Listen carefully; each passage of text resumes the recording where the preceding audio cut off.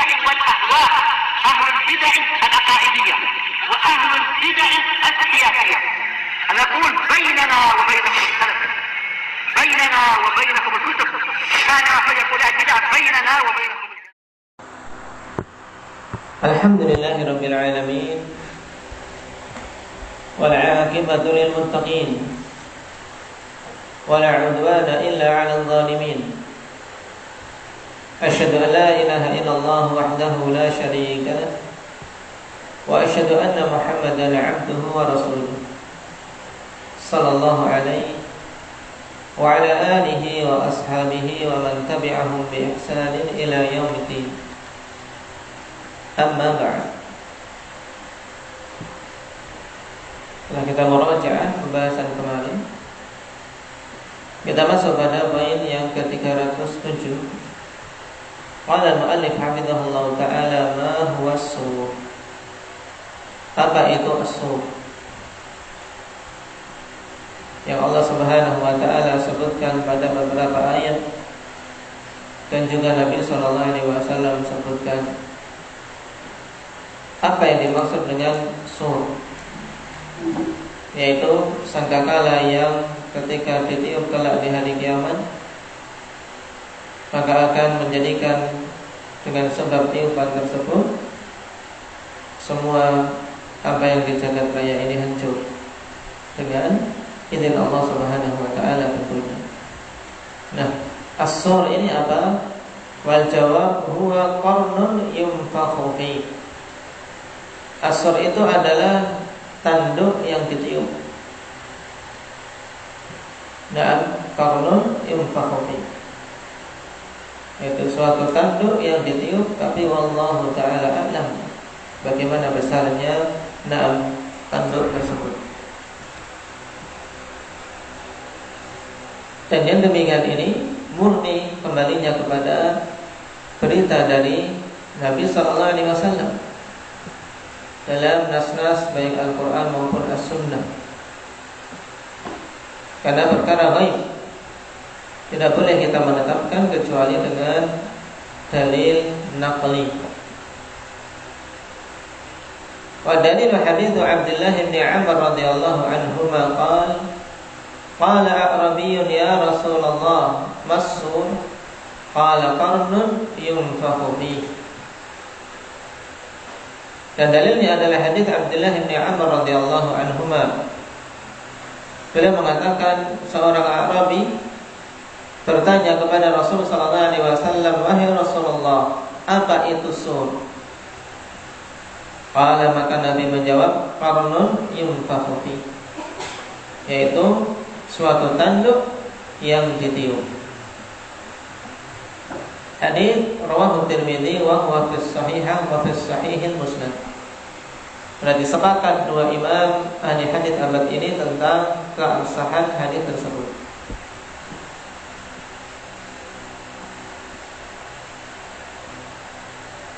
Dan berhubungan dengan sur ini, pertanyaan berikutnya, kamin nafakhat, berapa kali tiupan? Nah, pada sur yang disebutkan pada pertanyaan sebelumnya. Wal jawab nafkhatan, ada 2 kali tiupan. Dan ini pendapat yang rajih. Nah, di kalangan ahli sunnati wal jamaah ada khilaf akhwanifillah padanya, akan tapi inilah pendapat yang kuat bahwasanya tiupan sur ini, tiupan sangkakala ini kelak di akhir zaman 2 kali. Ada yang menyatakan 3 kali, tapi pendapat tersebut lemah. Baik, tiupan yang pertama nafkhatus sa'qi wal faza'.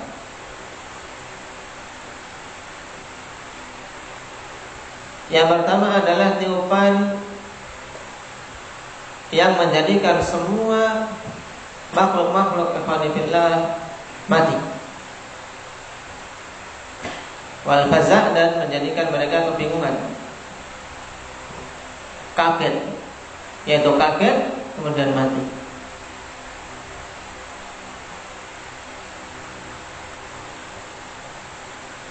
Dan as-sa'iq yang dimaksud di sini kematian. Nah, diibaratkan dengan hal tersebut afanifillah, dikarenakan setelah waktu matinya itu nanti akan ada tiupan berikutnya sehingga mereka mereka hidup kembali. Ibarat tadinya seorang pingsan kemudian siuman, tapi hakikatnya dia mati.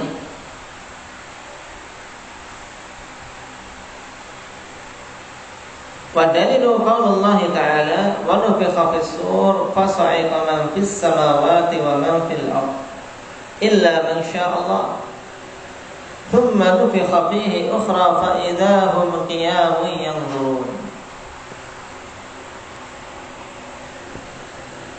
Ditiuplah sur sangkakala yang hakikatnya apa tadi? As-sur ini Nabil tanduk yang ditiup. Siapa yang meniupnya? Indah ya Iqbal. Malaikat Israfil. Baik.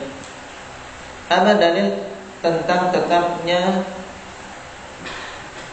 penisbatan bahwasanya yang meniup sangkakala tersebut adalah Israfil? Indah dia.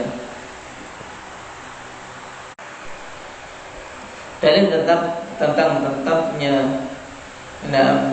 Israfil sebagai malaikat yang ditugasi untuk meniup sangkakala yaitu apa? Ijma'. Terjadi ijma' afanillah di kalangan para ulama tentang hal tersebut.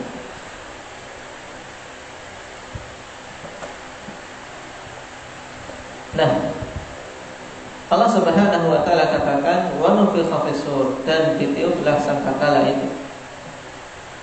Fasa'iqa man fis samawati wa man fil ardh, maka matilah siapa saja yang di langit dan yang di bumi.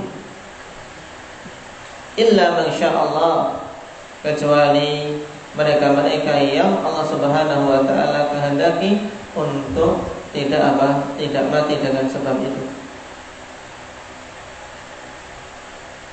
Thumma nufikha fihi ukhra fa idza hum qiyamun yanzurun. Kemudian ditiuplah yang kedua kalinya, maka tiba-tiba mereka berdiri dan melihat. Nah, dalam hadis ini Allah Subhanahu wa taala tetapkan ada dua nafakh, ada dua tiupan. Tiupan yang pertama menjadikan mereka apa? Mereka sa'iqah, baik, tersungkur, yaitu mati. Dan tiupan yang kedua menjadikan mereka apa? Berdiri, hidup kembali. Untuk apa? Untuk menjalani fase berikutnya, yaitu fase hari kiamat.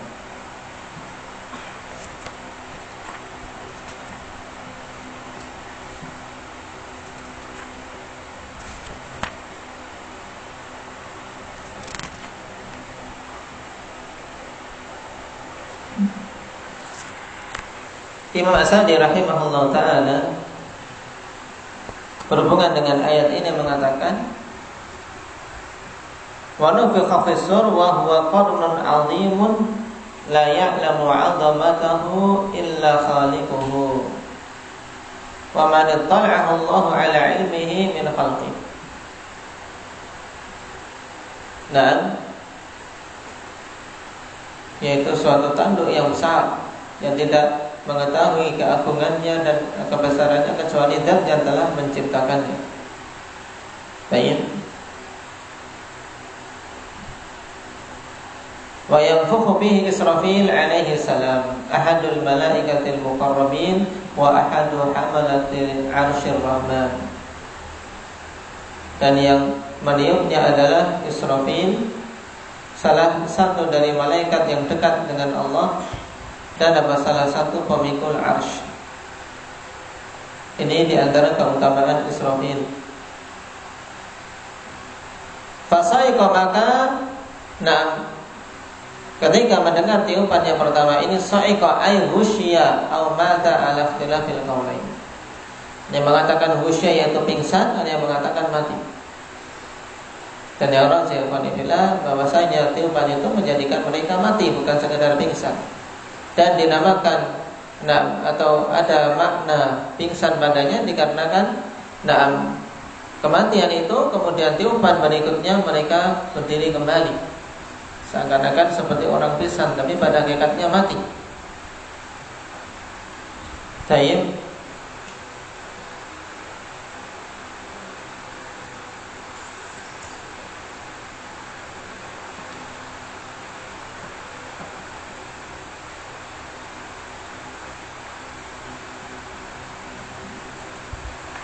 Kemudian illa masya Allah kecuali mereka-mereka yang Allah kokohkan. Tayyib, Allah kehendaki untuk tidak mengalami hal tersebut. Tsumma nufikha fihi ukhra. Ini baru tiupan yang kedua, yaitu apa? Nafkhatul ba'ts, yaitu tiupan kebangkitan. Maka mereka pun dengan serta-merta berdiri dan berdiri dari kubur-kubur mereka untuk mempertanggungjawabkan amalan-amalan yang dulu telah dilakukan di dunia. Baik. Yang turun dalam keadaan mereka melihat. Dalam artian apa? Mereka dibangkitkan bukan rohnya saja, tapi qiyamu yang turun, mereka berdiri dan roh dan jasad. Baik.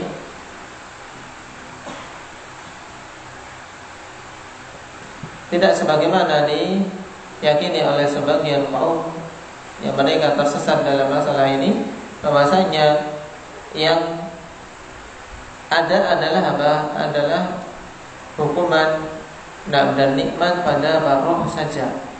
Adapun jasad, yang jasad itu sudah hancur, tidak dibangkitkan lagi, dan ini pendapat yang batil. Pendapat ahli sunnati wal jamaah dalam masalah ini sesuai dengan ayat qiyamu yang turun. Mereka berdiri melihat apa yang akan mereka jalani setelahnya. Dan yang demikian itu tentunya untuk roh dan jasad. Kemudian dalil yang kedua, wa qauluhu ta'ala wa yawma yunfakhu fis-sur fa fazi'a man fis samawati wa man fil ard illa man sya'allah wa kullun atauhu dakhilin. Dan pada hari ditiupnya sangkakala, maka kagetlah siapa saja yang di langit dan yang di bumi, kecuali mereka-mereka yang Allah kehendaki, dan semuanya datang menghadap Allah Subhanahu wa taala dalam keadaan apa? Semuanya mengakui kehinaannya, karena semuanya hamba datang kepada Allah Subhanahu wa taala, tidak ada satupun yang berani menyombongkan dirinya. Hal ini sebagaimana dikatakan oleh Imam As-Sa'di rahimahullah ta'ala, wa kullun atauhu dakhilin. Semuanya datang kepada Allah Subhanahu wa ta'ala saghirina dzalilin. Ini makna dakhilin, ay sahirin dzalilin, dalam keadaan apa? Betul-betul hina. Karena mereka semuanya hamba, sehingga dalam ayat di surat Maryam Allah Subhanahu wa taala katakan apa? In kullu man fis samawati wal ardi illa atir rahmani 'abda.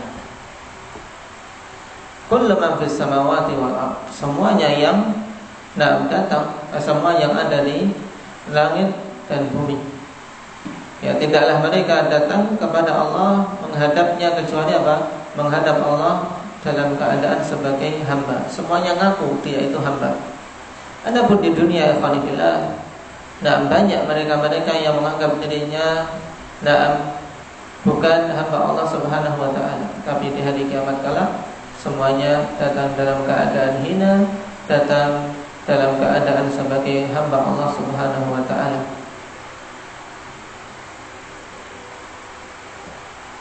Nah, karena dua ayat ini, satunya menyebutkan apa? Fasa'iqah, yang satunya fafazi'ah. Kemudian sebagiannya menetapkan adanya tiga, yaitu apa? Nafhatul faza', kemudian sa'iq, kemudian baru ba'ah. Tapi yang rajih afanifillah, 6 tiupan faza' dan tiupan apa? Sa'iq, semuanya itu adalah satu tiupan. Satu kali tiupan, semuanya apa? Semuanya kaget, kemudian apa? Mati.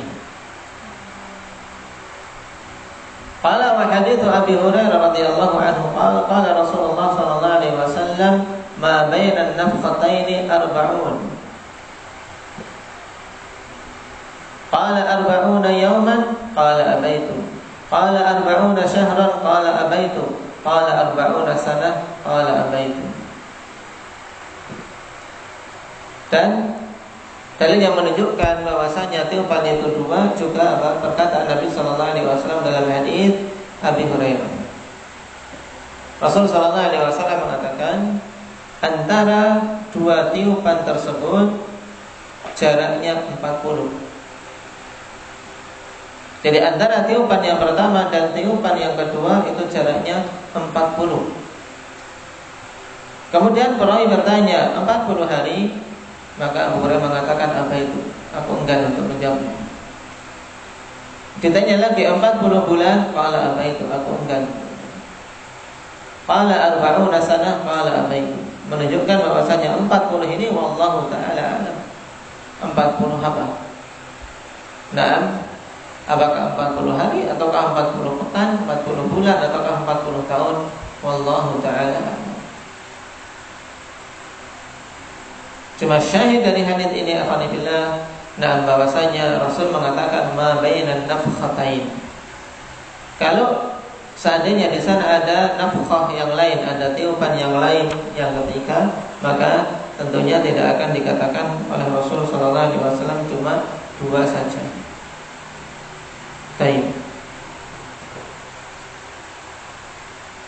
Dan perkara tersebut perkara yang wajib kita imani.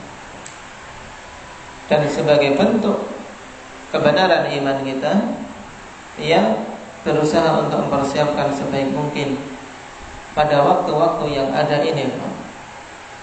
Tidaklah kita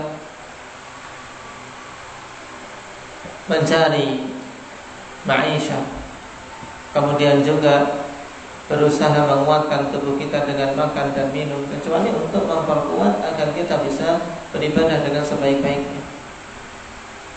Maka jangan sampai tujuan utama tersebut kemudian dipalingkan untuk perkara lain. Nah, demikian pula kita menjaga kesehatan. Nah, tujuan utamanya untuk bisa beribadah. Maka selama kita bisa beribadah, manfaatkan.